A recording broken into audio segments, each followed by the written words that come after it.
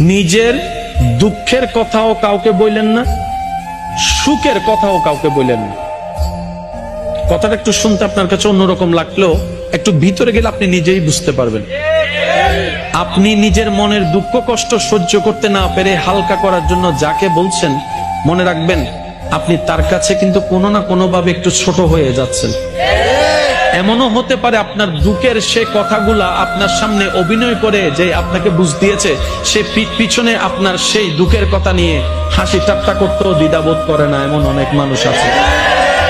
আপনি যাকে দুঃখের কথা বলে মনকে হালকা করার চেষ্টা করছেন, আপনার দুঃখের কথার সে দুঃখটা সে বুঝবে না, কারণ তার সাথে তো সেটা ঘটেনি। সেজন্য আপনাকে 3 মাস 4 মাস 3 বছর পরও হয়তো আঙ্গুল তুলে দেখাই দিতে পারে, সে কথাটার কথা দিয়ে খোঁটা দিতে পারে। কথা বলেন ঠিক না?